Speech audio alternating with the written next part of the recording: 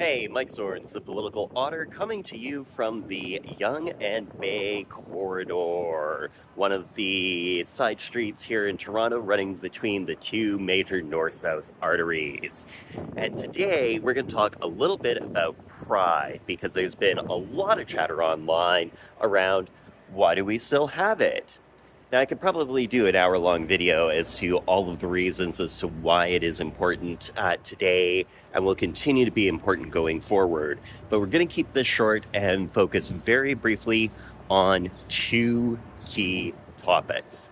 So the first reason that pride is still important is it's a celebration like any other group within Canada, whether it is people coming from other parts of the world. We have Asian Heritage Month. We have days dedicated to the Polish populations here, the Ukrainian populations here. Pick pretty much any group within the country, and we take time, energy, effort to celebrate them. Pride's no different than that. The reality is that in our world, queer people are still often a marginalized group, still a group that has to deal with a lot of challenges when it comes to just existing within today's society. And it's an opportunity to really celebrate that, celebrate who we are as a people, the culture, the experiences, the things that are just different about being a queer person. And that celebration is important. Like any marginalized group, it's an opportunity to connect more with community, to really see how vast, how deep the support for us is, and to really be able to come together in a spirit of celebration. So that aspect is important and will forever be a large part of it. The other part is, of course, the protest side of it. This year only marks the 20th anniversary of queer people being able to get married to each other within Canada.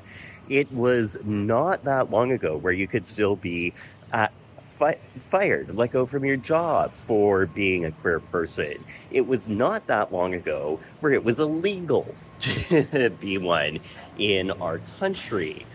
And as much as there's been more movement towards equality in this country than pretty much anywhere else on the planet, there is still the reality that there is a lot of discrimination that happens, especially the advent of social media, the way that the algorithms are working, the way that outrage is continuing to be promoted online. We are seeing a backward slip in queer rights, not just in the US, but also in Canada. Let's be blunt. The head of the Conservative Party of Canada on his platform included things like, ending DEI wokeness policies in government. So we are really seeing a little bit of a backward slide that so far hasn't had a major impact. But let's be honest, if we're not protecting it, if we're not advocating for ourselves, we are going to see that backslide happen and have major negative impacts. We're already seeing it in the US. Canada tends to follow the US example on a lot of things. So as we go into Pride weekend, I do think it's really incredibly important for us to remember that. The reason it still exists is, one, it's a celebration of our identity, our culture, of really being able to see each other and understand that we're not alone. But second, it is still a political movement. It is still a protest. We still have our rights under threat every single day, and that needs to be protected.